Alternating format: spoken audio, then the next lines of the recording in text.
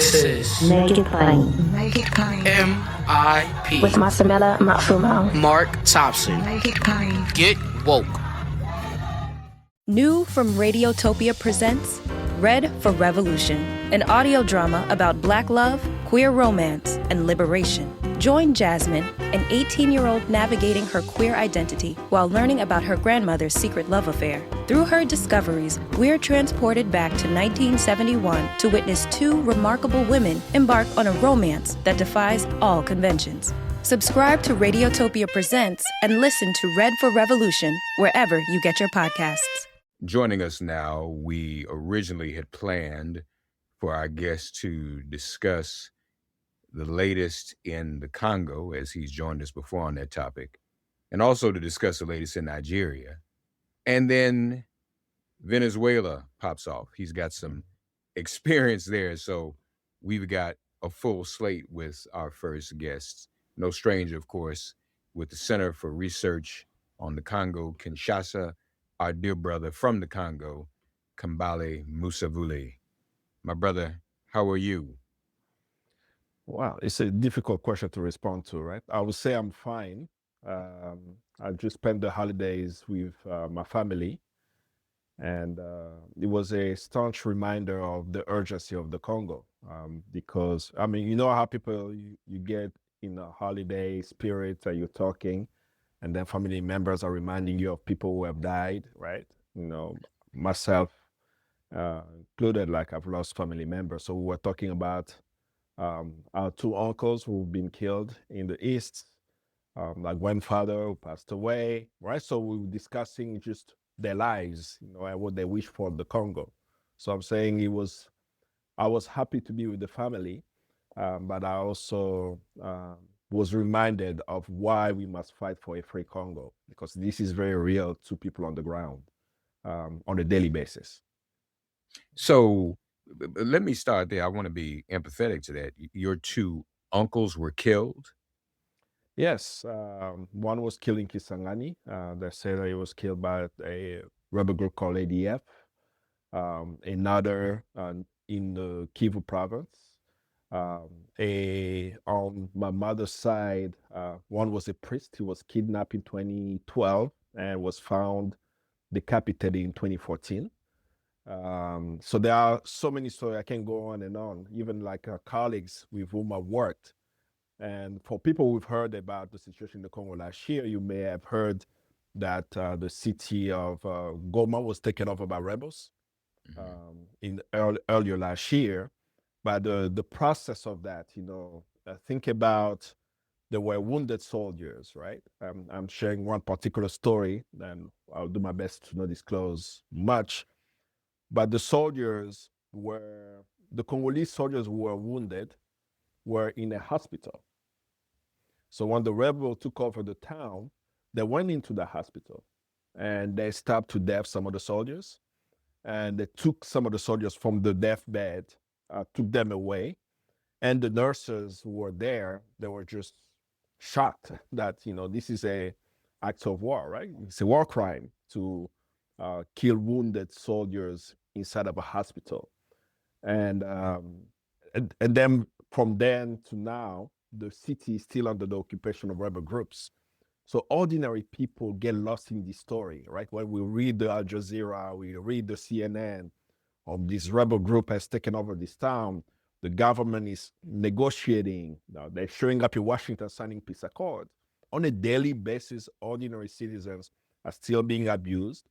They have lost loved ones. They don't know if some of them are alive or dead, and many people are still being killed. So this is the reality of many Congolese in the eastern part of Congo, and they're tired of it. After 29 years of conflict, they want peace.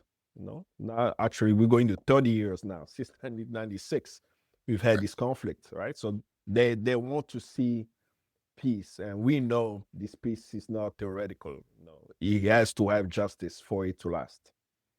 So wait a minute. As you said, there was a peace agreement. Indeed. So reconcile the ongoing rebel violence, and which rebels are we talking about? Reconcile that with this peace agreement. So the peace agreement that Trump organized. It's part of 4 agreements that the Congo signed. They call it the Washington Accords. One is the peace agreement between DRC and Rwanda. Another is a economic framework for sharing Congo's resources. The third one is a bilateral agreement between DRC and the US to access Congo's minerals. And the fourth one is more a Rwanda-US engagement, right? So that's what they're calling the Washington Accord. Even though one of the agreement is supposed to be a peace accord, rebels have continued to take over town. So I'll give you an example. On December 4th of 2025, they signed this agreement in Washington, D.C. On December 5th, the rebels, backed by the Rwandan military, moved over to take another town, right? The town of Uvira. And then I'm sure people will be following it closely. So in the press, the U.S. ambassador to the UN calling out Rwanda the U.S. Security Council and so on. So what does it mean to sign an agreement when the next day hundreds of people are being displaced, people are still being killed? But you should listen to Trump himself, right? When Trump had the president of Congo and Rwanda in Washington to sign this agreement, if you listen closely to his speech, he kept talking about money, right? He said, we are going to make a lot of money. This is the same president, I think, a couple of years ago, in his campaign trail, he talked derogatory about the DRC, right? He was saying that Congolese prisoners are being released from Congo and being pushed into the US, right? When he had this push about immigrants. So he's talking about how people are killing themselves with machete. That all of a sudden he's a businessman, right? He's not talking about how much money he's going to make. So the agreement signed in Washington is not going to bring peace. What he actually has done, I don't think we'll have time to go through the whole agreement. What they have actually done by the Congolese government signing this agreement is giving Congo's minerals in control of the United States. What do I mean by that? They've created a council of 10 individuals, 5 in the US and 5 in the Congo. They have to come up with a list of strategic minerals that include gold, coltan, lithium, and so on, and build up US reserve of these minerals. Without consultation of the Congolese parliament, without consultation of the Congolese people, right? So now you have like a body that controls strategic minerals in DRC without any engagement of Congolese themselves to even understand what was signed, right? This is similar to what happened at the Berlin Conference in 1885, the carving up of the African continent. So Trump is the new King Leopold of the DRC, where he's literally controlling Congo's vast mineral wealth for his own benefit, because it's not for the benefit of the American people. It's for the benefit of the Eric Prince of Blackwater, who's engaged in DRC. He has his mercenaries in DRC with Bill Gates, who has the company Cobalt Metals. They just signed a $1 billion deal to get access to the largest lithium reserve in the world. Right? Cobalt Metals, owned by Jeff Bezos and Bill Gates, now have access to lithium, and many more American companies are salivating over this deal. And in the end, for us Congolese, we're not seeing any benefit from it, and we're not seeing any peace since the signing of the agreement. So it is just untrue and mythical that this is a peace agreement, one, but you're also saying, Kambale, I want to just go a little bit more deeply into this. Do those minerals include the minerals that we often talk about that we use for our electronics?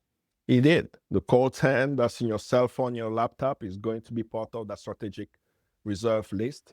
The cobalt, I mean, it's even so bad that in the agreement itself, they literally put in writing that any project that the US will do will have to get Americans to have 51%.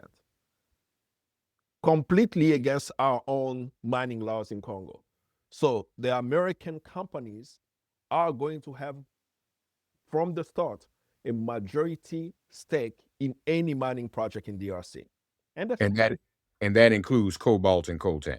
Cobalt, coltan, lithium, copper, gold. And they've listed that. They've created a committee to list that. On the document, they did put strategic minerals, and the strategic minerals are coltan, are cobalt, are lithium. So that's already part of the list. But it's going for any, let's say an American company decides to do lithium in Congo. According to that agreement, the American company get automatically 51% in terms of the stake in the project, automatically, which is actually against our own laws. So by signing this, what is going to now unfold is that they have put the Congolese government in a position where they have to force the Congolese parliament to change its laws.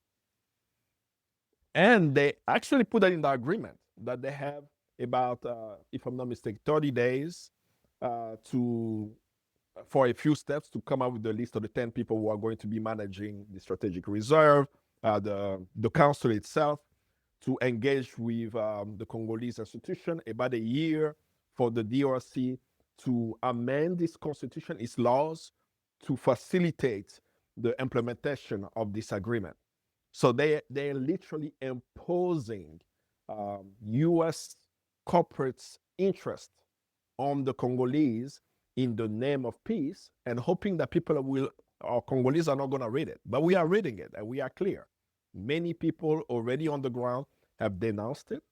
They've said that it does not make sense that the president of the Congo, the Minister of Foreign Affairs, and others can come to Washington to sign an agreement that has not been actually ratified in Parliament.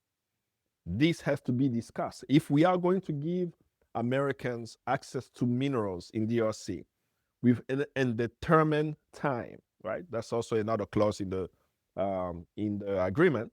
If we're giving them these minerals, that is the future of the Congo, at the very least, it must be debated in the National Assembly with the 500 members of parliament that we have, so that the people themselves know the content of what was signed, and they can actually voice the concern that, no, if it's my mineral, you cannot have 51%, right?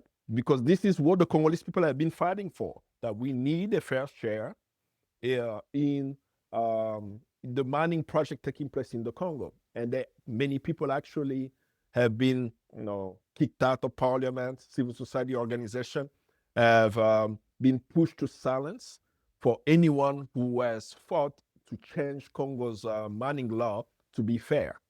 And the mining laws of the Congo, as of today, is actually much better than before. But with the imposition of the U.S., they are forcing us to change it. Just let me, a couple of follow-ups. The mining laws today, does the Congo get to keep its own money or more of its own money before this 51% agreement?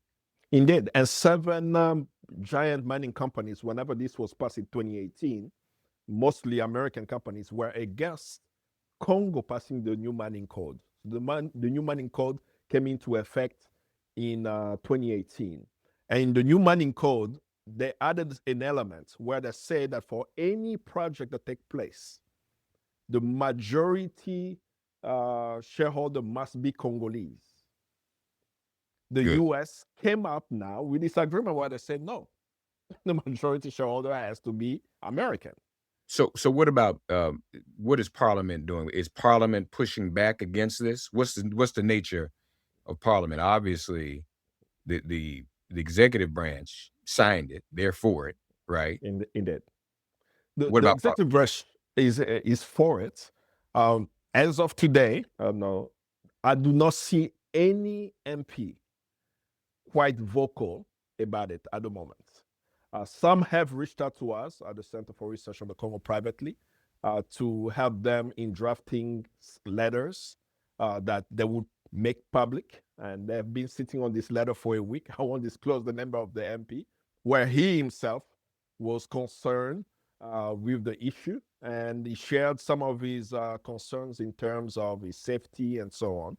And my comments to him was, it would take the courage of MPs to stand up to the regime, because many of them are scared to stand up to the regime of Tshisekedi, to say that whatever was signed was not there. But in terms of civil society, there are many civil society actors who have already voiced their concern, including center as well. We have already shared the concerns around the bill. People are organizing, and you have to think about the timing. Why did they sign it in December? The Congolese parliament is in recess up until March. So no one is actually there, right? So it would take a call for an extraordinary session for them to come back. Yeah. And it will take an MP to initiate that process. So there are a few MPs beyond the scenes are doing that, but publicly, no one has actually voiced public concern around this issue so far. But the people have on civil society, in the media, the government is being challenged. And last week, the Minister of Communication, Patrick Muyaya, held a press conference where they indicated that now they will take the documents to Parliament, something that they didn't even start with, right? So it means that there is public pressure, that people are questioning what was signed in Washington. They're reading the copy because it's online and asking themselves, why did we go sign a deal that's giving away the future of the Congo without consultation of the people themselves? So would I be accurate if I said that Trump last month took over the natural resources of Congo? And this month, January, is now taking over the natural resources of Venezuela. Would that be an accurate statement? It's an accurate statement with an addition. It's Trump and his cronies, because it's a whole Trump machine. And there are many business interests around Trump, and these business interests are hiding beyond Trump. That's why even when I spoke about the Congo, I mentioned Bill Gates. Most people don't know Bill Gates flew into DRC with his private jet last year to sign the $1 billion deal for lithium, right?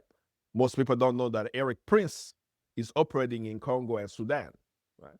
So it's important, as we're speaking about Trump, to understand the corporate interests around him, and they are moving from Congo to Venezuela, and it's the common denominator between the two countries is the mineral wealth, right? In Congo is the lithium, is the cobalt, is the coltan.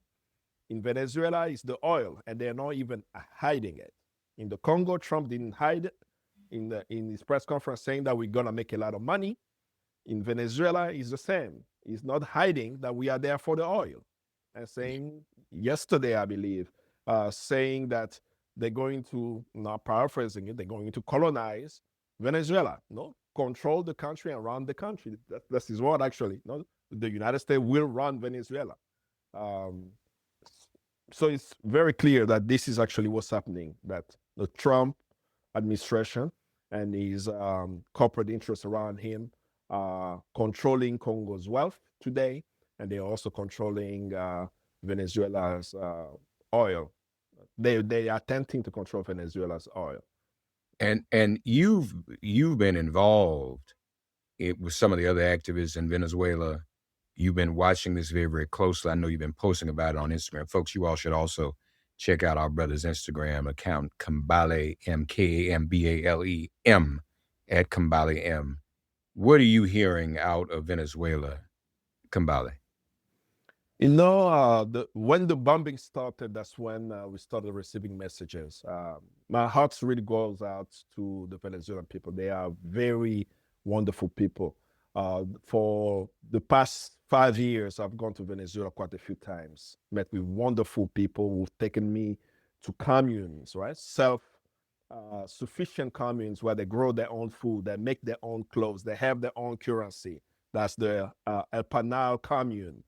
So I met the ordinary people, not the government, right? Just ordinary people organizing, trying to have a better Venezuela, and to get messages from them and videos, right?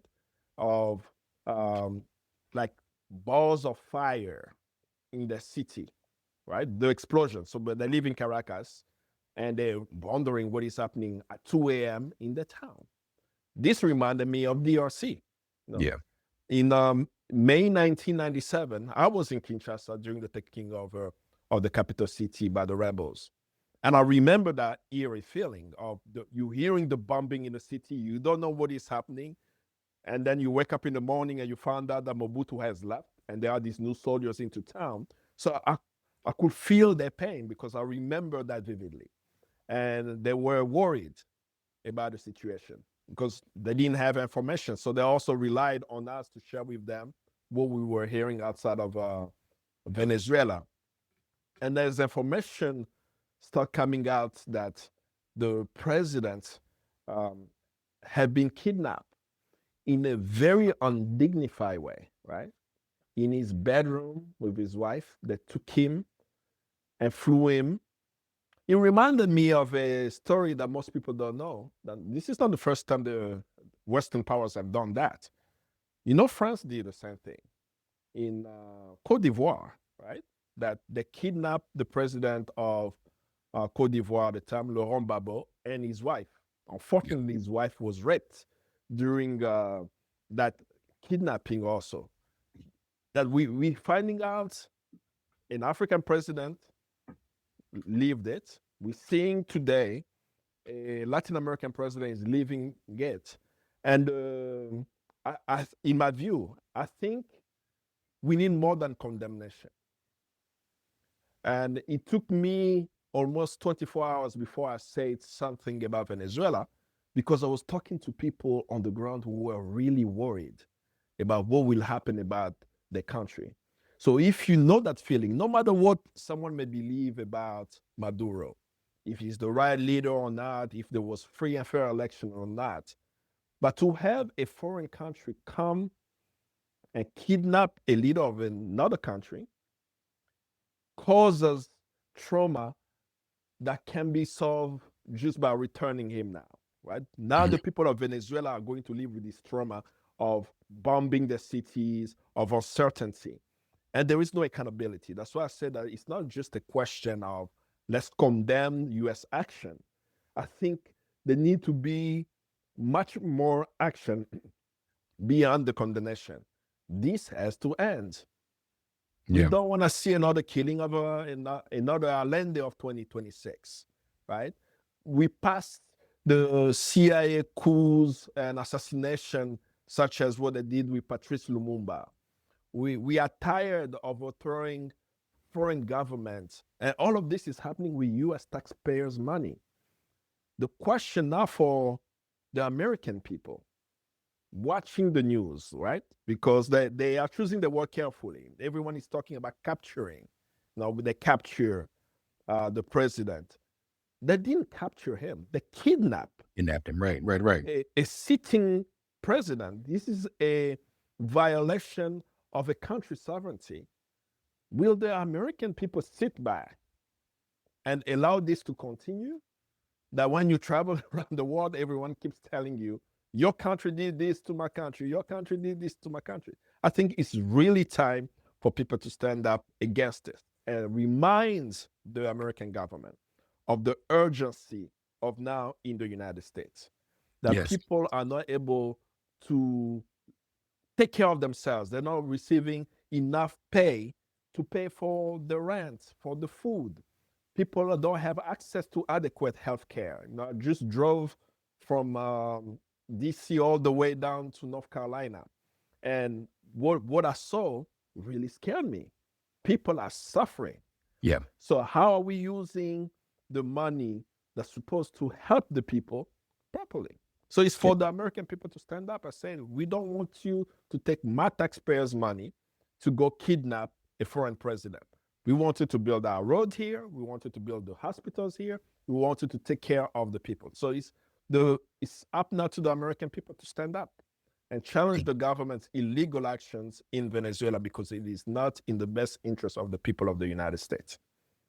One more area in the world I'd like for us to cover in the diaspora, I should say, that also has caused a lot of questions and raised a lot of questions and caused a lot of confusion.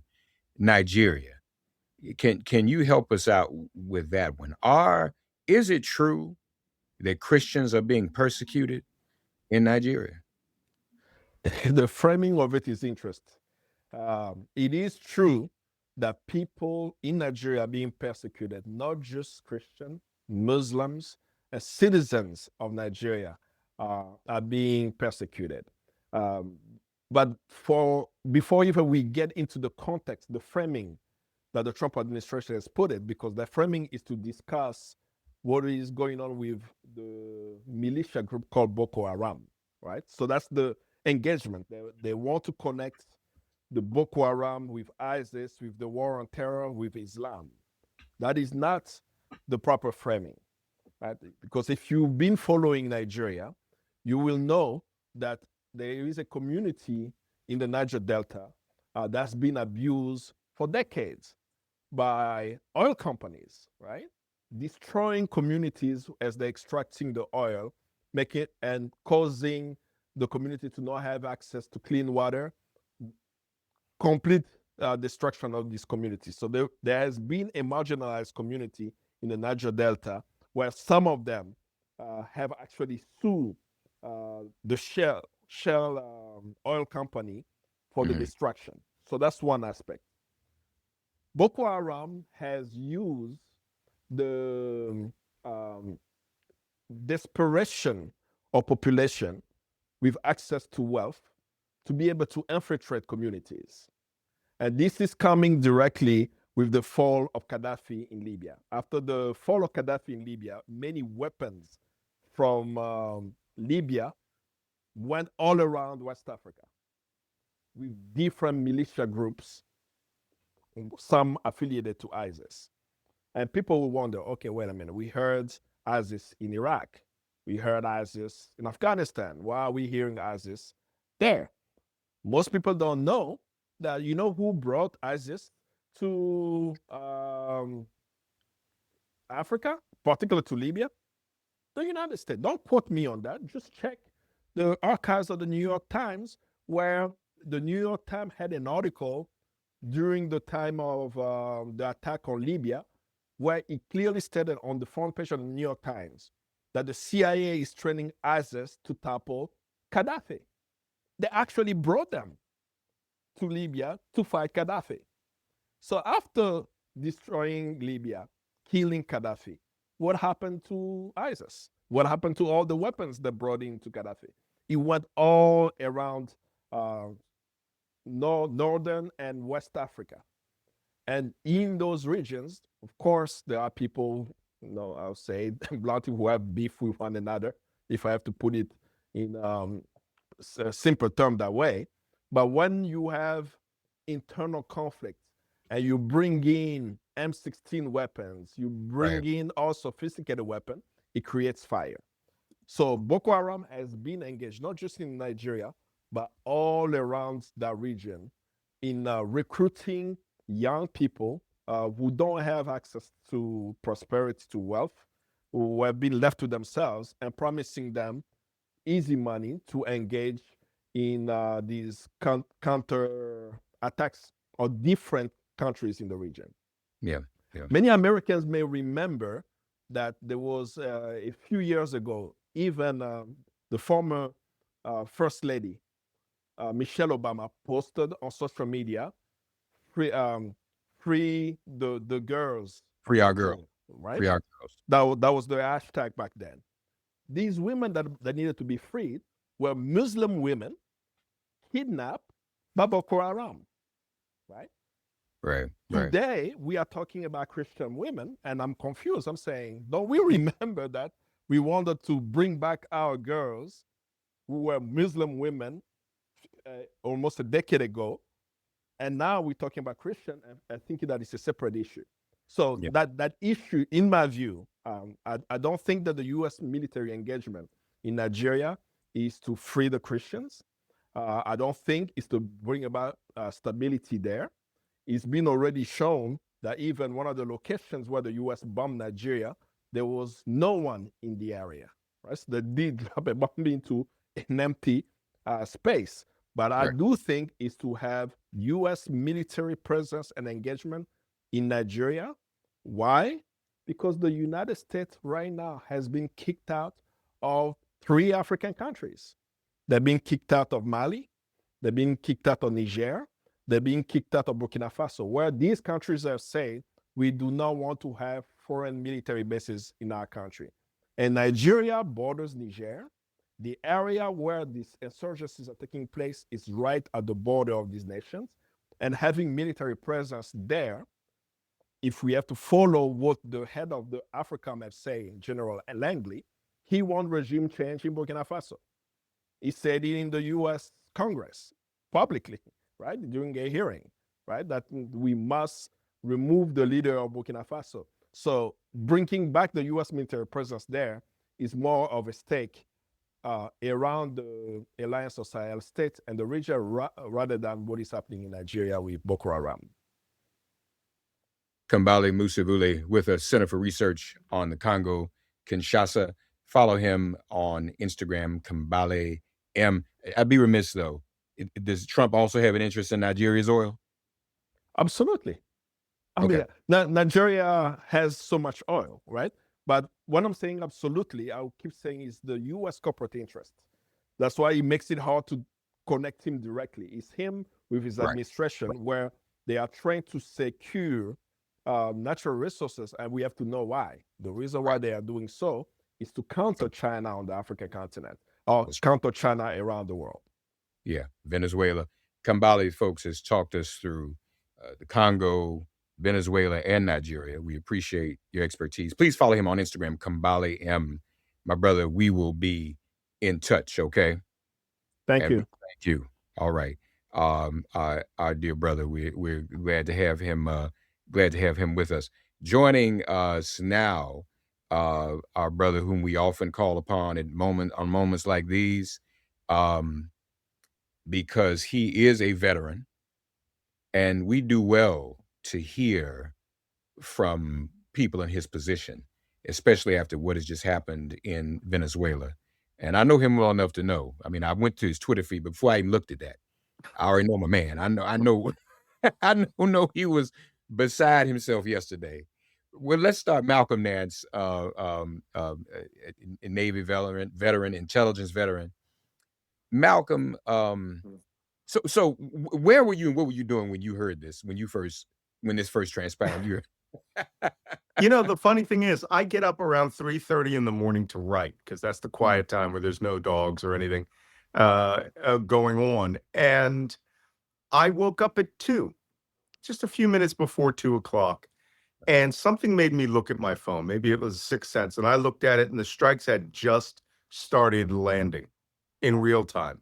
And I was like, oh, here we go. I've been, writing about this on my Substack, my Black Man Spy podcast since August, where I said, hey, we're the next war, the next incident we have is going to be Venezuela. Here's how it's going to unfold. And it unfolded in that way.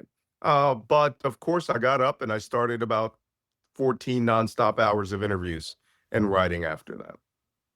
Wow.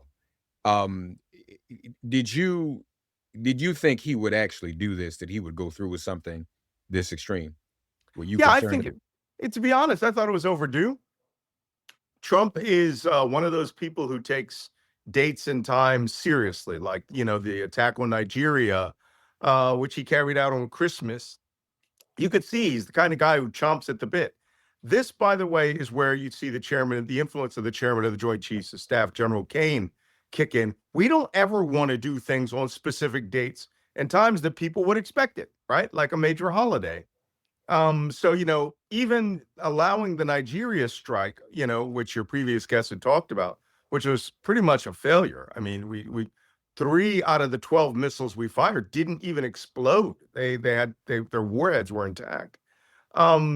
Up in Joba, that was a strategic deception operation in which they made us look east towards the Eastern Atlantic Ocean in Africa, while preparing this sucker punch that was going to go to Venezuela. The key part of this story is not whether the United States was going to hit Venezuela. By the way, we didn't hit them very hard. We didn't destroy their Air Force. We only destroyed parts of their air defense system that we needed for that raid. But the real part of the story is, how did exactly we get Maduro allegedly in his bed with 2,000-pound laser-guided bombs blowing up all around the city? His bodyguards, his armed security were Cuban. His perimeter security was Venezuelan army. You don't think anybody would have gone in and woke up the boss that the city was, 100 targets were blowing up all around? It leads me to believe that this deal that we had with Venezuela was likely a package deal in which he was already taken into custody by his Minister of the Interior or his Minister of Defense and packaged up, ready and waiting for the Americans, and that it was a handoff, not as much as a raging gun battle to go inside and get him. We haven't seen much evidence of that. And the opposition said it was a negotiated transfer. Well, the opposition could be his Minister of Defense, because nothing in the Venezuelan Ministry of Defense and the armed forces did anything, almost like they were stood down. Yeah. No, that makes sense. But you just blew my mind. You said that Right. Nigeria may have been a distraction as Yeah. they prepared for this, because Nigeria was a nothing burger. And Recall, they said, General Kane said that Trump wanted to do this on Christmas Day. yeah, And he convinced them to do a strategic deception and strike, out into the deserts of Nigeria. this is incredible. So now here's the other big question. Mm. He's going to try to run now. Saturday, he was saying that he had talked to the vice president. They were cool. She spoke out, obviously. Now he's threatening her, and he's going to run the country. Really? I Who's don't going to? know, it lends that question. You in what army? I mean, he left intact. Let's make something clear. The only thing he got out of this deal was Maduro, who he brought up on drug charges, exactly like Manuel Noriega in 1989. That's it. Drug trafficking charges, and his wife, who isn't even charged. So he did that, and he left the entire regime of Chavistas in place. The minister of the Interior is considered far more brutal. He controls the 500,000 paramilitary militia in that country. Diosdado Cabello. And then you have the Minister of Defense, Vladimir Pedrino Lopez. He controls 100,000 people with weapons, including surface-to-air missiles that they didn't distribute or even try to fire at the Americans. People say this is an amazing mission. It was an amazing mission, but there's just, there's an absence of anything that happened until the helicopters landed at the presidential palace. And that's where they took some fire, and we have several wounded. One of the helicopters was damaged. They barely touched on that. But outside of that, the Venezuelan army didn't even come to the fight. Yeah, that's been reported. They didn't show up. I thought about your colleagues still in service, and even civil servants. I know everybody was groaning Saturday, like, I hope he doesn't send me down there. I mean, I can't imagine anybody in the military or in the civil service saying, "Please, God, let me go to Venezuela and run this country." Right? I mean, that's just not even. Well, you got to take that phrase, "run your country," out of here. What, according to Marco Rubio, the strategy was to intimidate them on pain of death. Right? That we would go back and airstrike and kill them if they did not comply with our wishes to run Venezuela as dictated by the White House. That's what he meant. And then Trump uses the phrase, "we are going to run Venezuela until a transition." Look, I took part in a major transition. I was in Baghdad in the Republican Palace with L. Paul Bremer when we took over the government of Iraq. There is nothing, not one hair has been removed from Venezuela. Drug boats are loading and moving around. The people are buying bread in the streets and having cafelitos, going out for drinks at night. Nothing has changed on the ground. But by coming out and saying, well, we could strike you, that doesn't work. What if this time they decide to defend their airspace against helicopters, right? And put thousands of people out there with rifles waiting around. It may take a month, it may take 2 months, but no one was really on watch. Okay. There would have been anti-aircraft gunfire. There was zero, none whatsoever. So if the Minister of Defense takes charge and becomes the supreme leader of Venezuela and he wants to be the hard guy, well, we're going to start all over from day one. You got Maduro. That's all you asked for. I cut the deal with you. I gave him to you. You came in and picked him up and flew out. Yeah, and exchange one for another. If he's as bad as you're describing.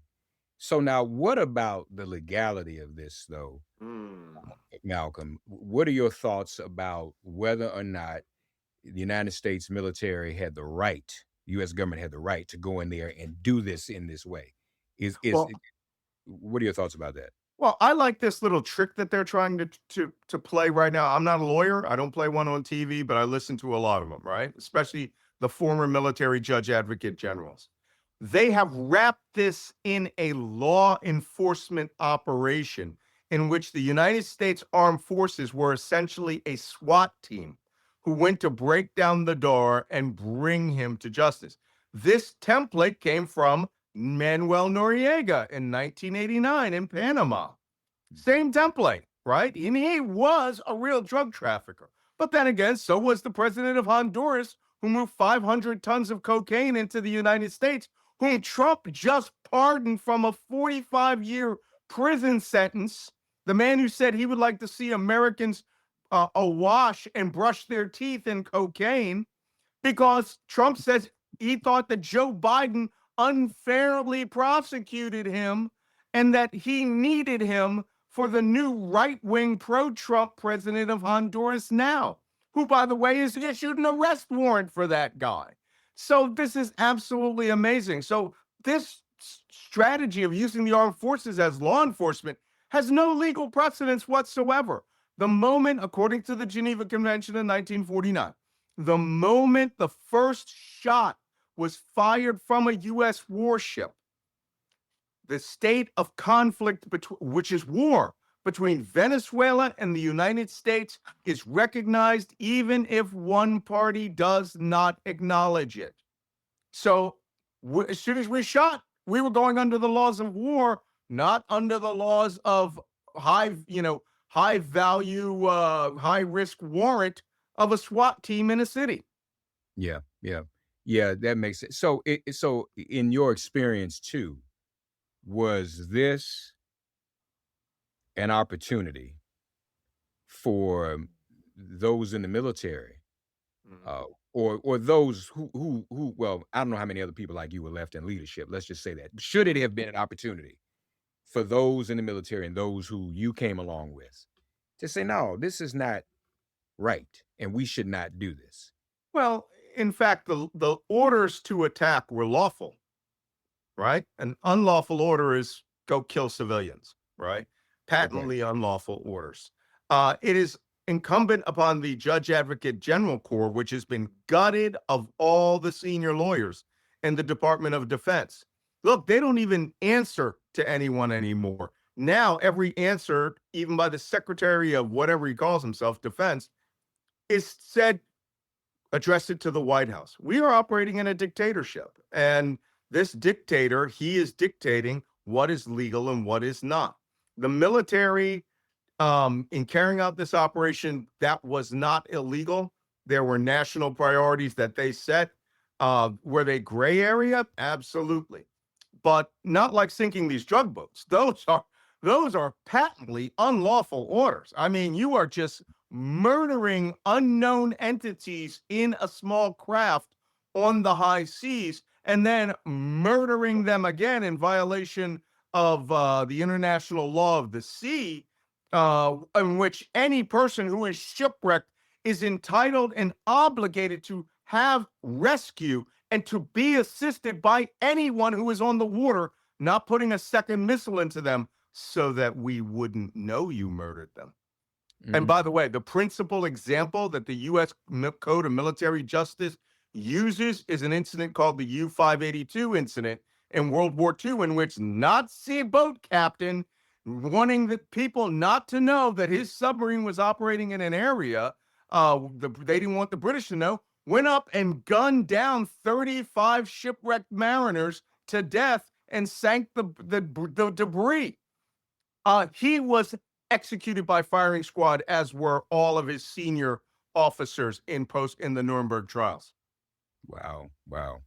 Yeah, that's something else. But now you mentioned the gray area though. Mm. Does the announcement of Trump and his cronies' interests in Venezuela's oil, does that add to the grayness in terms of the meaning of this and the purpose of this and the motives? Yes, but only in the sense that there's a difference between policy and action, right? If the president orders an action, I order you to degrade the air defense systems of Venezuela in order that a special operations will penetrate that country and carry out a high value target snatch. That's lawful. It's lawful. If you say to do it against France, a treaty country, treaties, by the way, have the power of American constitutional law. That's different. You can't do that. That's like saying go invade Greenland, right? Which is a country, which is a territory of Denmark. You're essentially saying invade Denmark and do that. But this is a completely different thing. The United States and Venezuela have had an acrimonious relationship for some time. The soldiers, sailors, airmen, and Marines who are carrying out that mission of go blow up the air defense are not violating laws. The president ordering that could be determined to be a violation of laws, and he could be impeached, or he could be indicted by the International Criminal Court. We'll have to see. Yeah, but you Malcolm Nance with us, folks, Black Man Spy. The thing that you said about it being negotiated, because I was looking at some of the photos that came out of the perp walk and him being in custody, Maduro, that is, and he's taking pictures, giving the thumbs up. I mean, did that strike you as odd? But now that I hear you talking about a negotiation, Very odd. that lends credence to that. Like, yeah, no big deal.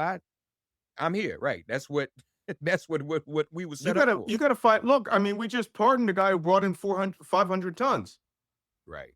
Maybe there is something at play here we don't know about. I am of the belief there's more than enough. If I were giving an intelligence assessment, there's more than enough evidence on the basis of what we know, and more importantly, on the basis of what we don't know, right? In intelligence, we look for black holes. We don't look for the stars. We look for where there are no stars and where all the gravity is bending to a place where there's no light, right? That means something there is stronger than what you can see.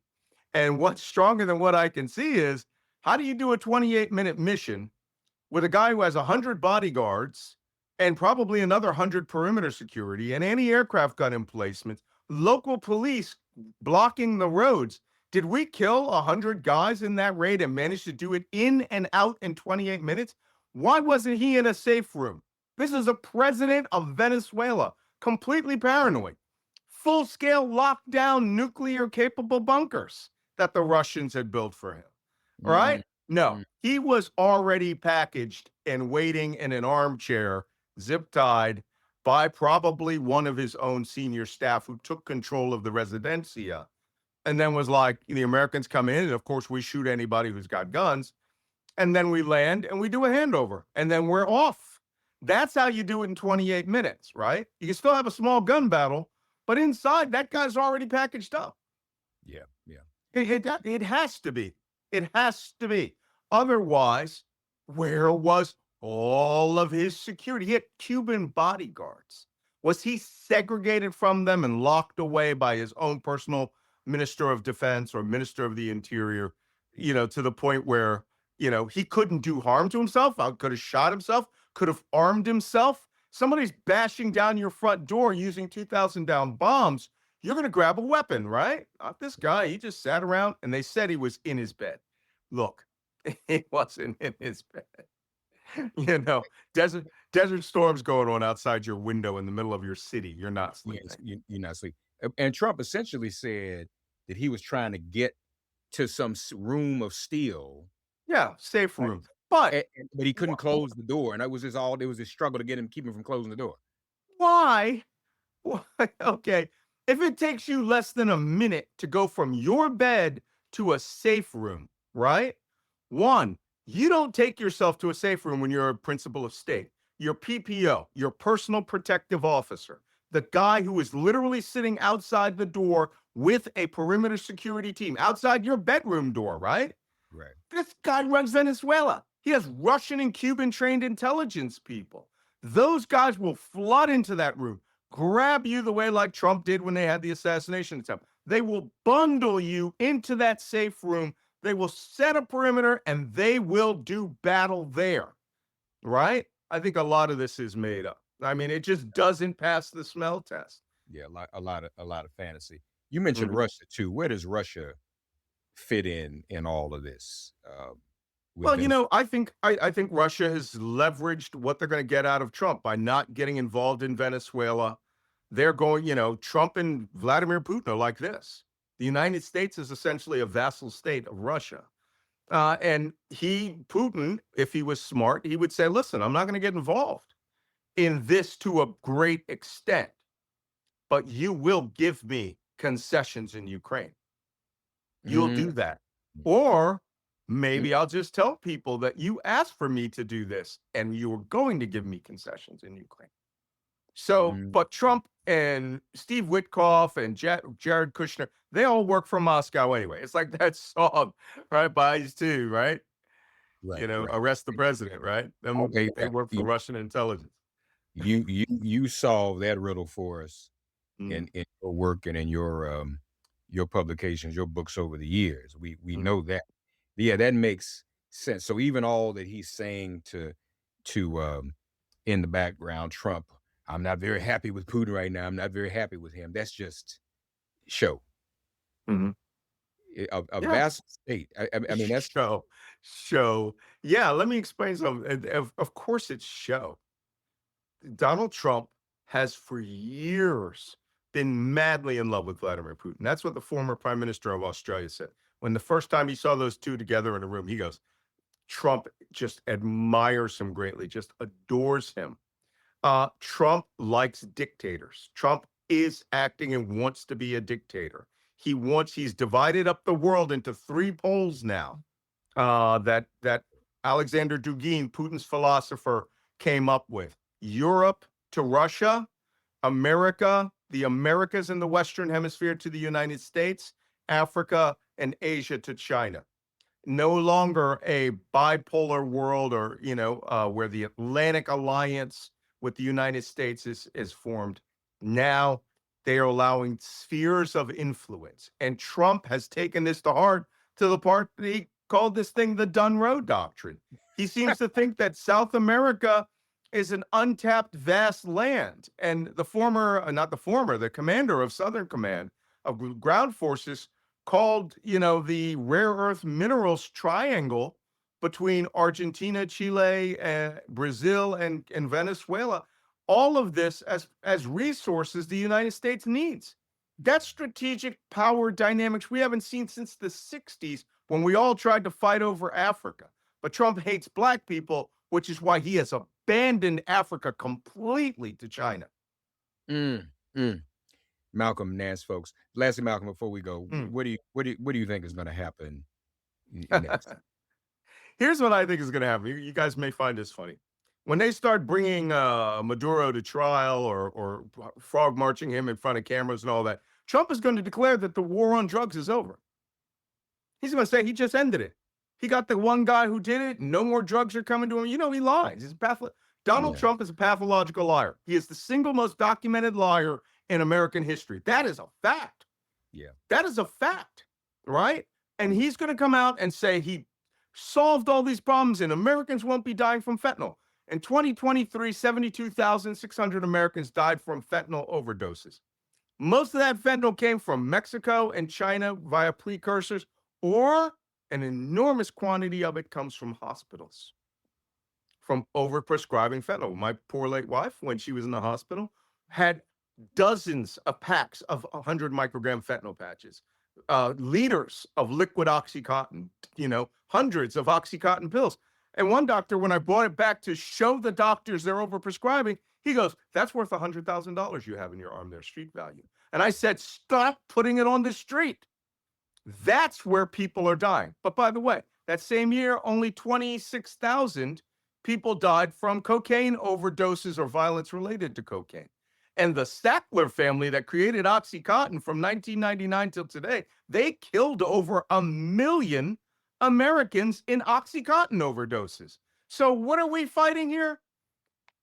This is really, by the way, and the whole basis of all of this is they're going to kick 900,000 Venezuelans out of the United States now because he's removing their special residency.